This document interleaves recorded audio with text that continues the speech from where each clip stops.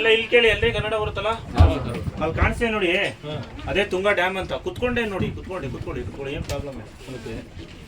ಕಾಣಿಸ್ತಿದೆ ನೋಡಿ, ಅದೇ ತುಂಗಾ ಡ್ಯಾಮ್ ಅಂತ. ಗಾಜನೂರಲ್ಲಿರೋ ಕಾಣಿದೆ ಎಲ್ಲ ಗಾಜನೂರ್ ಡ್ಯಾಮ್ ಅಂತ ಕರೀತಾರೆ. 22 ಕ್ರಸ್ಟ್ ಗೇಟ್ಸ್ ಇದೆ.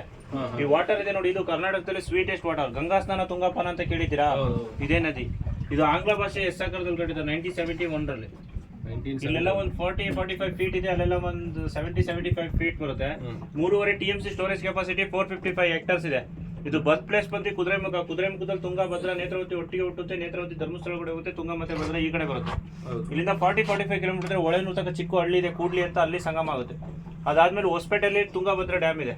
ಅದಾದ್ಮೇಲೆ ಮಂತ್ರಾಲಯದ ಮುಂದೆ ಆಂಧ್ರದಲ್ಲಿ ಕೃಷ್ಣ ಜಾಯ್ನ್ ಆಗ್ತಾರೆ, ತುಂಗಭದ್ರಾ ಕೃಷ್ಣ. ಅದಾದ್ಮೇಲೆ ಬಂಗಾಳಕೊಲ್ಲಿ ಸೇರುತ್ತೆ. ಅಲ್ಲಿ ಎಲ್ಲ ವಾಟರ್ ಟ್ಯಾಂಕ್ ಕಾಣ್ತಿದೆ ನೋಡಿ, 24/7. ಇಲ್ಲಿಂದ ಶಿವಮೊಗ್ಗಕ್ಕೆ ಡ್ರಿಂಕಿಂಗ್ ವಾಟರ್, ಕುಡಿಯಕ್ಕೆ ನೀರು ಸಪ್ಲೈ ಆಗುತ್ತೆ.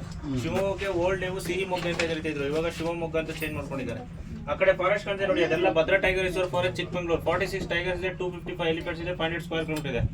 ಹಿಂದ್ಗಡೆ ಕಾಣಿಸ್ತಾ ನೋಡಿ, ಅದೆಲ್ಲ Shettihalli forest Shivamogga, 355 square kilometre ಇದೆ. 1 o'clock ಇಲ್ಲಿರೋ ಆನೆಗಳನ್ನ ನೀರು ಕುಡಿಸ್ಬಿಟ್ಟು ಅದೇ ಕಡೆಗೆ ತೊಗೊಂಡೋಗಿ ಬಿಡ್ತೀವಿ. ಮತ್ತೇನಾರು ಹೇಳ್ಬೇಕಂದ್ರೆ ಹೇಳಿ, ಕೇಳ್ತೀನಿ. ಏನು ಬಿಡುವ